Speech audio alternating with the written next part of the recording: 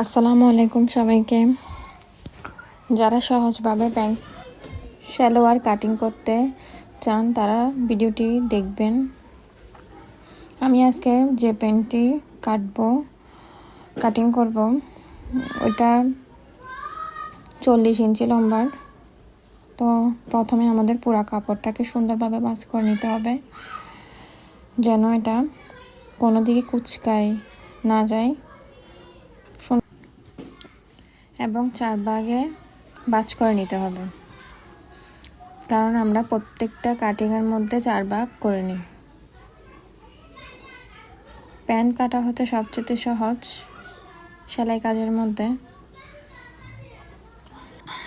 এখন সাধারণত প্লাজো থেকে চাপা সালোয়ার এগুলো পরে থাকে। সালোয়ার অনেক কম মানুষই পরে কোঁচে দেয় কোমরের দিকে। তো সবচেয়ে সহজ কাজ হচ্ছে প্যান্ট কাটিং করা। তো সর্বপ্রথম কাজ যেটা, পুরো কাপড়টাকে সুন্দর করে সেট করা। যারা নতুন শিখতে চান তারা আমার হুমায়রা চ্যানেলটি সাবস্ক্রাইব করে দিবেন, আর প্রত্যেকটা ভিডিও সম্পূর্ণ দেখবেন, টেনে টেনে দেখবেন না, কেউ স্কিপ করবেন না। আমি সহজভাবে দেখানোর চেষ্টা করেছি, কোনো ভুল ত্রুটি হলে ক্ষমার চোখে দেখবেন। আমি নতুন, আমার চ্যানেলে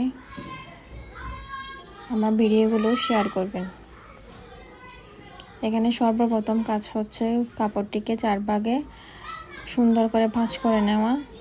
এরপরে কাজ হচ্ছে আপনার ফিতা, স্কেল, কাঁচি, চক এগুলো সুন্দরভাবে পাশে দিয়ে রাখতে হবে, যেন বারবার না যাইতে হয়। এরপরে আমরা কি করব, এখানে লম্বার মাপটি আগে দেখব, যেন আমার কোমরের দিকে কোনো জোড়া দিতে হয় নাকি। যদি জোড়া দিতে হয় আমরা মেন লম্বার মাপ নিব, জোড়া এক্সট্রাগুলো বাদ দিব। এখানে আমি সর্বপ্রথম 2 ইঞ্চিতে দাগ দিছি। তার 2 দিকে 2 ইঞ্চিতে দাগ দেওয়া হয়ে গেলে স্কেলের সাহায্যে দুনো দিকে সুন্দরভাবে দাগ দিব।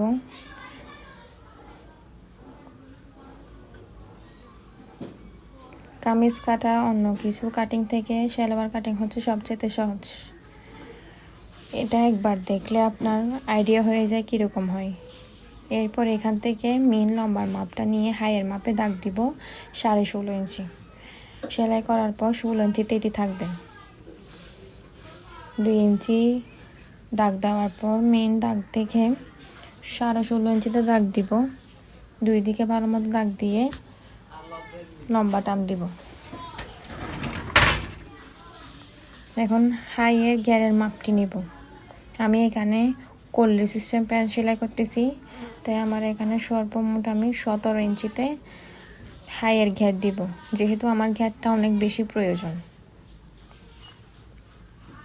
এরপর কোমরের মাপ নিব 4 ভাগের 1 ভাগ 13 ইঞ্চি। আমার মোট কোমর হচ্ছে 52 ইঞ্চি। কোমরে আমি ফিতা সিস্টেম দিব, আর সেলাইয়ের জন্য আধা ইঞ্চি বাড়তি নিছি। এরপর স্কেলকে উল্টোভাবে ধরে এখানে সুন্দরভাবে উভয় পাশে দাগ দিয়ে দিব। জয়েন্টের দাগগুলো এইভাবে দিলে সুন্দর, স্কেলের সাহায্য না দিয়ে এভাবে দিলে আপনার প্যান্টটি কুচকায় থাকবে না।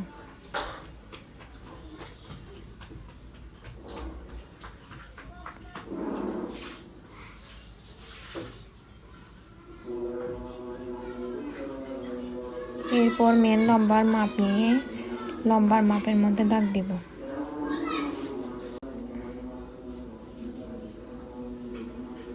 দুই দিকে সুন্দরভাবে লম্বার মাপ দিয়ে দাগ দিব। আমার এখানে মেন লম্বা হচ্ছে 39 ইঞ্চি, আর 1 ইঞ্চি বাড়তি, টোটাল 40 ইঞ্চিতে আমি লম্বা নিব।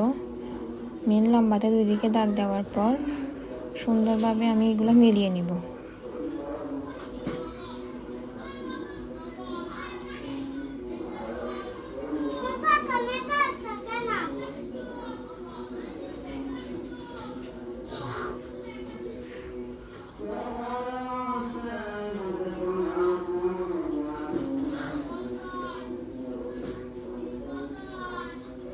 আমি ভালোভাবে দেখার জন্য ভিডিওটি আবার কাছে নিয়ে আসলাম। যেহেতু ফুল প্যান্টটি আনা সম্ভব নয়, কিছু কাপড় কুচকানো থাকাতে এগুলো সমান করে নিচ্ছিলাম আমি। কুচকায় থাকলে এগুলো সুন্দর দেখাবে না। এখানে আমার নিচের ঘের হচ্ছে 8 থেকে 6 ইঞ্চি, তো আপনার যেটা ভালো লাগে আপনি এটা দেবেন।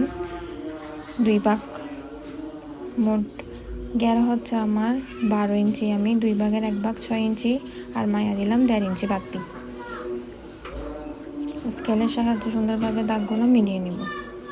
আপনাদের দেখার সুবিধার জন্য আমি বারবার ভিডিওটি কাছে নিয়ে আসতেছিলাম যেন স্পষ্ট দেখা যায়, নতুনদের শিখতে যেন সুবিধা হয়। আর যারা আগ্রহী তারা আমার কমেন্ট সেকশনে কমেন্ট করতে পারেন। আমি যদি বেচ খুলি তাহলে সবাইকে সুন্দরভাবে শেখাবো। অনলাইন ক্লাসও নিব, অফলাইন ক্লাসও নিব। যারা শিখতে চান তারা আমাকে ইনবক্সে যোগাযোগ করতে পারেন।